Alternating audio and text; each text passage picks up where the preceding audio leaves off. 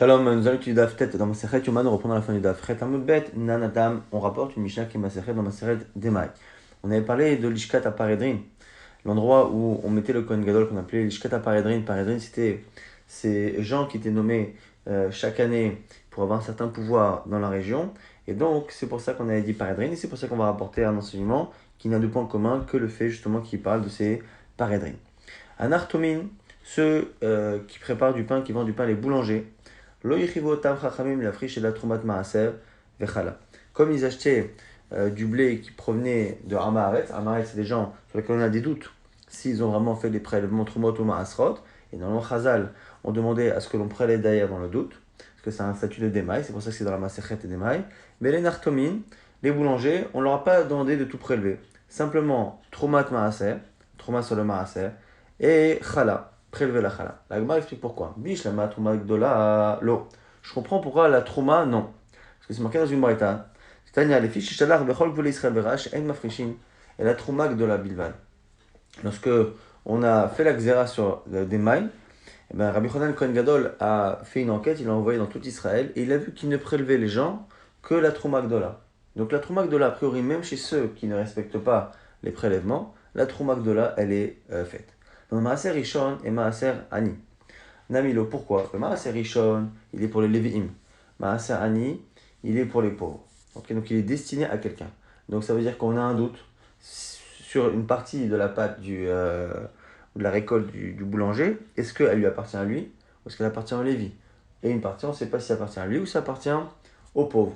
Et quand on a un doute sur de l'argent à qui il appartient, et bien dans le doute, on laisse l'argent là où il est. Et donc, comme on ne sait pas, Maaser Rishon, Maaser Ani, on ne sait pas à qui ça appartient, on le laisse là où c'est, donc chez le Nartom, donc lui ne demande pas de prélever. Maintenant, un motif la varaya, c'est celui qui veut sortir l'argent d'un endroit, qui doit le prouver. Et là, Maaser Sheni.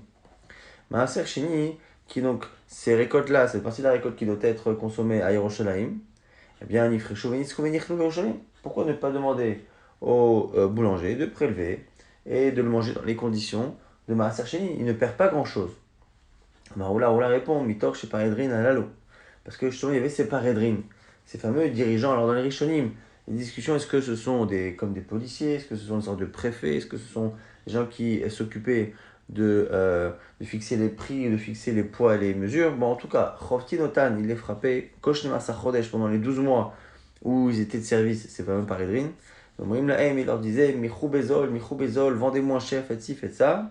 Eh bien, comme les boulangers étaient très très oppressés par ces parédrines, l'eau atrichinuhu rabana, les chachamim n'ont pas voulu leur rajouter en plus ce problème-là de Maaser Sheni. Maï parédrine, la Gemara pose la question c'est quoi ces parédrines? Elle répond avec un mot qui était connu de l'époque de la Gemara, pourcé. Pourcé, donc là aussi, dans les commentaires on a plusieurs avis, mais en tout cas à l'époque de la Gemara, ça correspondrait à ce qu'on appelait pourcé. Amar Rabbi Yochanan nous dit la crainte d'Hachem rallonge les jours et les années des Rechaim, des fauteurs, sont raccourcies. Alors ici, c'est une allusion, nous dit-il, au premier Beth Amikdash et au second Beth Amikdash. Le lien avec ce qu'on a vu, c'est qu'on a vu que normalement, l'endroit où on mettait le Kohen Gadol, on aurait dû l'appeler l'endroit des Balvatés, qui était plus honorable comme mot. On a choisi Paredrin parce que justement dans le second Beth Amikdash, à un moment donné, les gens payaient pour devenir Kohen Gadol. Et donc c'était la preuve que le second Beth Amikdash ne se déroulait pas de la manière que le premier, c'est ce qu'on dit ici. Yirat Hashem Tosif Yamim, les jours qui sont rallongés pour ceux qui ont la crainte d'Hashem, les Mikdash Rishon, c'est le premier Beth Amikdash. Shaman Arba Meot Ve'eser Shanim Velo Shimshu Bo Ela Shmone Asar Kohanim Gdolim, qui a tenu 410 ans et dans lequel n'ont servi que 18 Kohanim Gdolim, de 18 grands Kohen Gadol, donc du coup c'est-à-dire que chacun a travaillé très longtemps. Shnot Reshaim Tiktsona et les années courtes de Reshaim, Zemikdash Sheni, c'est le second Beth Amikdash.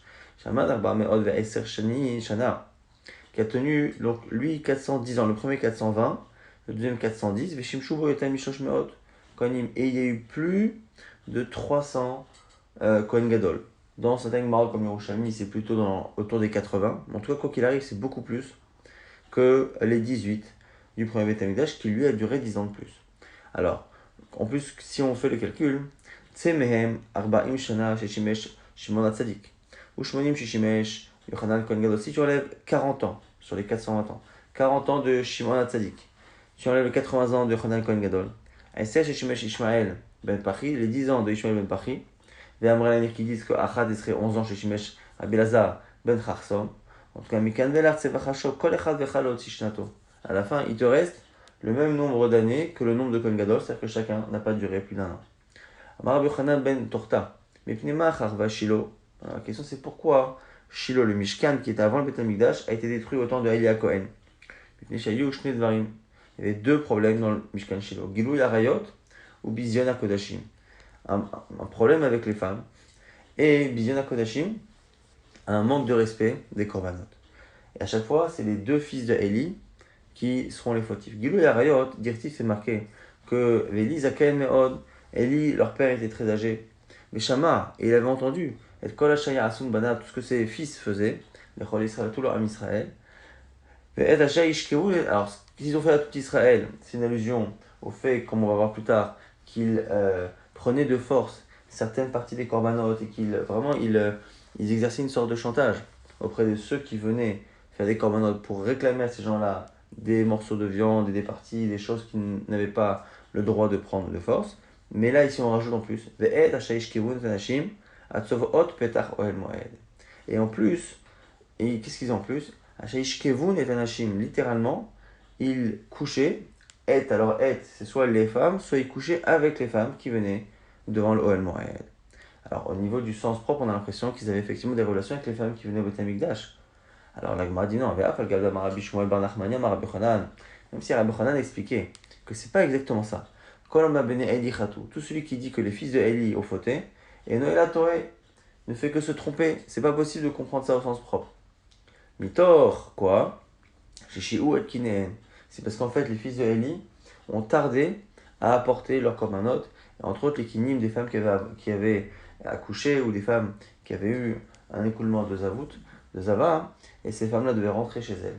Et comme ils ne faisaient pas attention à leur situation, ces femmes-là dormaient au Beth Amikdash plutôt que de retourner vers leur mari. Et le fait justement de ne pas leur permettre d'avoir une intimité avec leur mari et le fait de les laisser entre guillemets auprès d'eux, ces femmes-là, eh bien on leur compte comme si on leur compte comme si ils avaient couché avec elles, en sachant que littéralement ils les ont fait coucher au Beth Amikdash. Mais en disant Shravum et Anashim, ça donne aussi l'impression que c'est comme s'il y avait eu plus, et d'une certaine manière, c'est ce qu'on leur compte parce que ils ont d'une certaine manière empêché l'intimité entre ces femmes et leurs maris. Maintenant pour les korbanot kadashim, Dirti, on cite des versets toujours là-bas dans le livre de Shmuel, Gam veterem yaktirun et achelev, même avant de brûler les graisses du korban. Alors que normalement on ne peut pas consommer le korban avant d'avoir brûlé les graisses. Le jeune Kohen venait Vamalaïsh à Sover et il disait à l'homme qui a porté son sacrifice, donc il parlait au nom des fils de Eli, Nabasa litzlot la Kohen, donne la viande pour faire griller pour le Kohen. Et on ne veut pas de la viande déjà cuite, on la veut crue. L'homme lui répondait en général, d'abord brûler les graisses pour faire le korban. Et prends ce que tu veux. Et Amarlo et l'autre lui répondait, non, c'est maintenant que tu vas donner. Imlo, sinon la carte je le prends de force. La faute de ces jeunes-là était très grande aux yeux d'Hachem, parce qu'ils ont rendu dégoûtant, ils ont énervé, ils ont contrarié les gens, et le rapport qu'ils avaient avec les corbanotes était contrarié par cette attitude-là des Kohanim. Donc c'est ces deux fautes-là qu'ont fait les fils de Eli, et c'est ces deux fautes-là qui ont été à l'origine de la destruction de Shiloh. Pourquoi le premier Beth Amikdash a été détruit? À cause des trois fautes les plus graves qui existent dans la Torah, Avodah Zara, l'idolâtrie, Gilo Yarayot, les relations interdites, Shfichut Damim et le meurtre. Et on cite des versets Avodah Zara d'Irti, c'est marqué Ki Katsara Matza Meistarea, Vermasechat Tsara Keikanes. On parle là-bas d'une couche, d'un lit qui serait trop court, à Masecha, et le masque aussi qui le serait également. Alors ici, on nous dit quoi? Mai Katsara Matza Meistarea. Amar Rabbi Yonatan, Katsar Matzarze, Meistarea alav shne ra'im ke'echad. Meistarea, on fait une racha, que le lit donc, Matzah, il est Katsar, il est trop court, Donc le lit ici c'est une allusion au Mikdash. Pour qu'il y ait, mais c'est-à-dire qu'il existe, qu'il cohabite, ici, Ra, de Re'im. On ne peut pas avoir à la fois Akadosh Baruch Hu, à la fois une idole. Ve'ha Masecha et la statue. Masecha c'est une statue, une représentation, ou un masque, mais c'est signe a priori une statue. Masecha Tzara Keit Kanes. Et pareil, la Masecha, donc on va dire ici que la statue, elle est devenue la Tzara, la concurrente d'Hachem. Tzara, c'est la deuxième femme d'un homme. Rabbi Shimon ben Nachmani, qui m'a Rabbi Yonatan, les Haikra Baché, parce que Rabbi Yonatan lisait ce verset, il pleurait. Ama Tirtivbe, connaissent Kenen Me'ayam, celui sur qui on dit dans Télim là-bas, qu'il a rassemblé les eaux et qui les a formés pour laisser passer leur âme Israël. Nasitlo Masecha, Tzara, on a pris une statue et on lui a fait un concurrent, une concurrente, Tzara.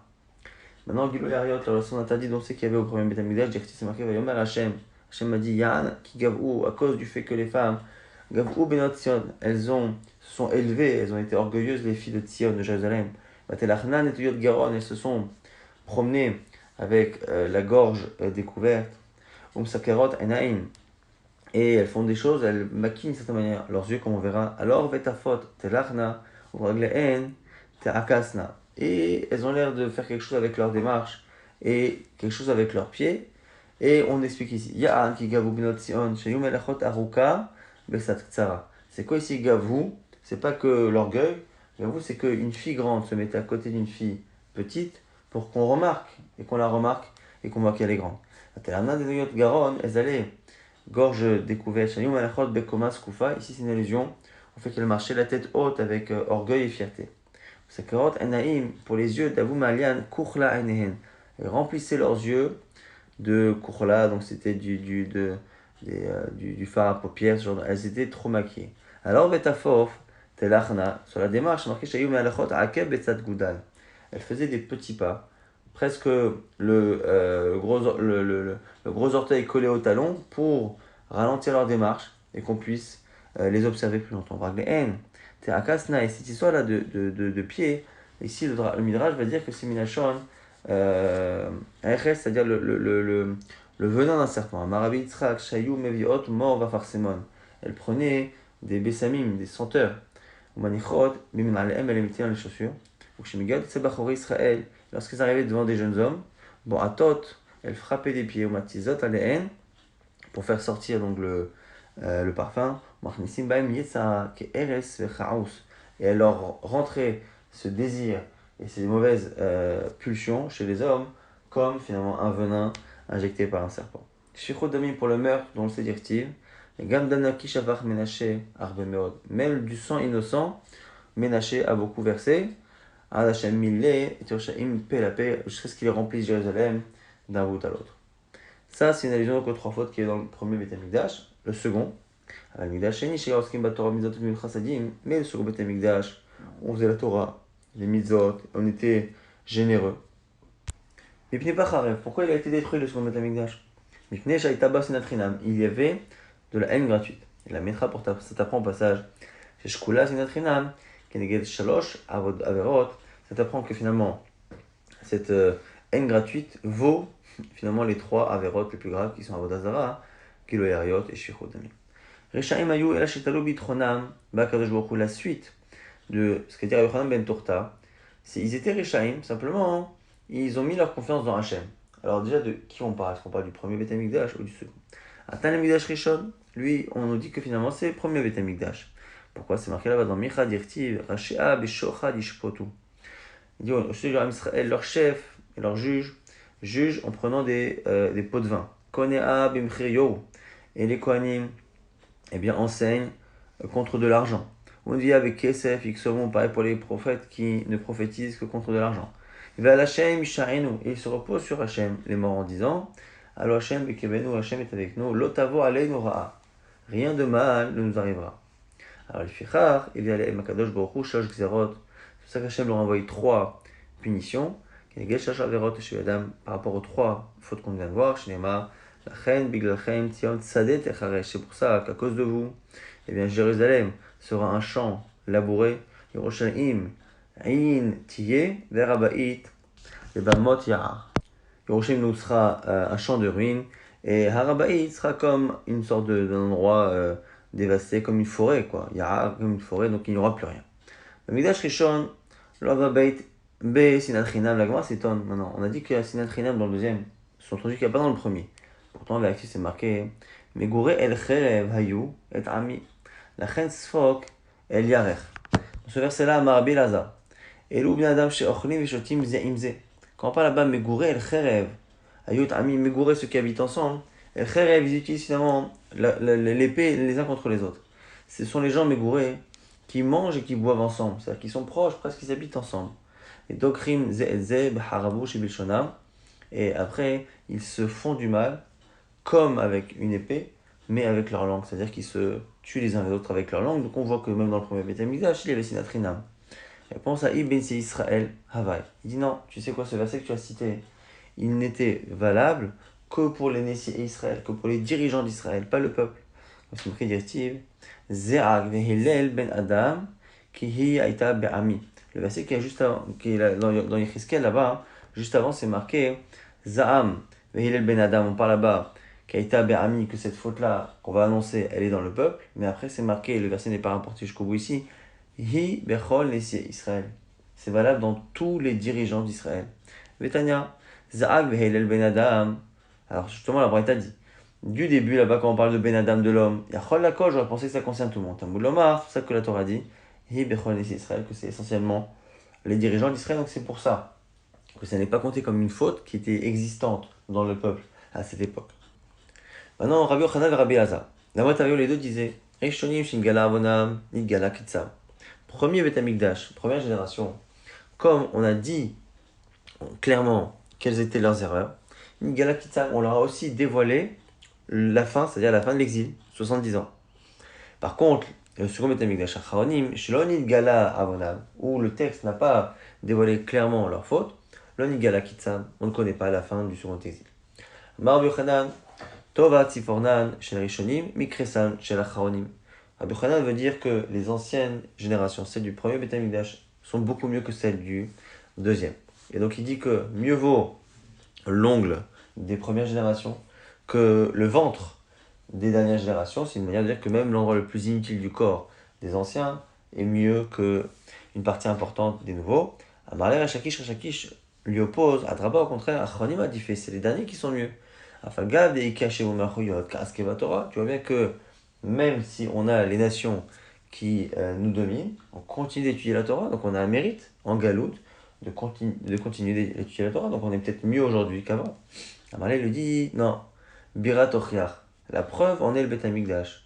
Chez Chazra la Rishonim, mais le Chazra la Chronim, tu vois bien qu'il a été reconstruit pour les premiers, mais qui n'a pas été reconstruit pour nous, donc on est moins bien qu'eux. Shalot Rabbi Elazar, on a demandé à Rabbi Elazar, Rishonim, Gdolim, Chronim, Gdolim. Qui est plus grand? Première génération ou les anciennes? Premier Beth Amikdash ou deuxième? Amalahem, Teno Ainechem Babira. Il leur a dit, regardez, posez vos yeux sur le Bira, sur le Beth Amikdash, et vous comprendrez. Il cadavrait autre version légèrement différente, Amalahem qui leur a dit, Aidechem Bira. Pas Ainechem vos yeux, Aidechem vos témoins sont le Beth Amikdash. Le Beth Amikdash sert de témoignage qu'on est moins bien que les générations d'avant. Resh Lakish avait Sacher Beyardena. Première version, on va dire que c'est Resh Lakish qui est en train de se baigner dans le Jourdain. Ataraba Bachana Yahav le Yada. Et Rabba Bachana lui a tendu la main pour le sortir du fleuve. Amal lui a dit, Elaha, il a juré, Sane Alechu. Moi je vous aime pas, les Babyloniens. Pourquoi? Parce que le directif c'est marqué chez un chérim, Im Chomahi, il venait aller à Tirat Kasef, Vim Delethi, Natsor Alea, Louah Arez. Si c'est une muraille, eh bien on va construire une protection en argent massif, et si c'est une porte, on mettra un pan en Erez, donc en bois de cèdre. Donc si on regarde le texte là-bas chez un chérim, a priori ça n'a pas l'air forcément d'être négatif. En tout cas, Ima Sitem Atzmechem Kechoma.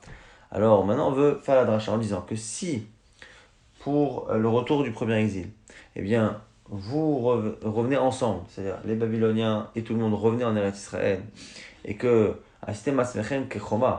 si vous revenez comme une muraille, c'est-à-dire fortifiés ensemble, alitem kulechem b'mea Ezra, et vous étiez tous revenus, nimshaltem kakesef, eh bien vous auriez été kakesef, c'est ça qu'on a dit, imchomahi, si vous êtes ensemble, vous seriez finalement comme de l'argent massif chez En Rakav Sholetbo, qui n'est pas attaqué par l'humidité, par le temps.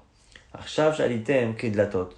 Maintenant, la suite, c'est Ve'im deletin atzor alors, si finalement vous n'êtes qu'une porte, et une porte en général, c'est la moitié de l'ouverture en général. Et une ouverture, il y a deux portes, l'une à côté de l'autre, deux portes. Et du coup, les portes, c'est-à-dire qu'une partie est remontée en Israël et une autre. Vous n'allez pas, Arshav, Shalitem, Kidlatot, Nim Shaltem, Ke'erez, Sharakav, Shaletbo. Vous êtes comme le bois, le cèdre, qui peut être attaqué justement Rakav. Alors, l'Agma dit, justement, Maï Erez, en quoi c'est important de parler du cèdre en particulier. Il y a un oula, Sasmagor, à cause justement de ce ver qui a tendance à attaquer l'intérieur du cèdre et à lui laisser une apparence normale, mais en réalité le bois est attaqué de l'intérieur. Maï, Sasmagor, Marabi, Abba. Rabbi Abba nous explique en quoi le second Beth Amikdash, c'est comme un Erez attaqué par le Sasmagor, c'est Bat Kol. C'est le premier niveau qui n'est presque plus de la prophétie, mais qui est vraiment le tout premier niveau de connaissance de la volonté d'Hachem, et qui est vraiment le seul reste qu'il y a à la prophétie. Comme c'est marqué dans une braïta, qui est Tanya. Mishemetu Nevi'im Achronim, depuis la mort des derniers prophètes, Chagai, Zecharia ou Malachi, Nistalka, Ruach HaKodesh Misraël. Il n'y a plus de prophétie, il n'y a même plus de Ruach HaKodesh, d'Esprit Saint. Vada'in Ayu Mishtamshim Bevatkol. La seule chose qui restait, c'est qu'on utilisait la Batkol. Il faudra comprendre exactement comment on utilisait ou on interprétait cette Batkol, mais en tout cas, c'est la seule chose qui reste. Et donc, du coup, c'est en cela que ça n'est qu'un Erez frappé par le Sasmakor. La Gemara se pose la question dans l'histoire qu'on a rapportée. C'est Resh Lakish et Rabba Bachana. Il y a un problème, parce que Resh Lakish en général faisait attention, comme on va le voir tout de suite, de ne pas parler en public aux gens, parce que les gens avaient tendance à interpréter le fait que Resh Lakish parle en public avec quelqu'un par le fait qu'il valide complètement le fait que cet homme-là, eh bien, on peut travailler avec lui sans avoir le moindre doute et sans avoir besoin de, euh, de se protéger de quoi que ce soit. Et donc Resh Lakish évitait de parler en général aux gens dans la rue, donc c'est a priori pas lui qui était dans l'histoire. Resh Lakish, Rabba Bachana, est-ce que tu pensais qu'il a pu parler à Rabba Bachana? Pourtant, Omar Rabbi Lazar des Maradé Atra d'Israël, si déjà, Rabbi Lazar qui était le Maradé Atra, le chef en Eretz Israël, en tout cas dans pas mal de domaines. Velo Aya Mishta'er Resh Lakish Baadé, Resh Lakish ne lui parlait pas en public. Des man et Mishta'er Resh Lakish Baadé Bashuk, Ya voulait Iska Velo Sahadé. Parce que celui qui parlait à Resh Lakish dans la rue, eh bien on lui donnait de la marchandise, de l'argent, sans témoin, sans écrire un document, rien du tout. Alors, Bader Rabba Bachana, Mishta'e, tu penses qu'il a parlé à Rabba Bachana? C'est pas possible, Marafapa. Chez les Gavra, Benayou, il y en a un des deux dans l'histoire que tu dois enlever. Au Resh Lakish Ava, au Zéhiri. Soit tu dis que l'histoire était avec Resh Lakish et avec Zéhiri, avec qui il acceptait de parler. Au Rabba Bachana Ava, vers Rabbi Lazar. Soit si tu dis que c'était donc Rabba Bachana, tu dis que de l'autre côté c'était Rabbi Lazar qui était en train de se bénir.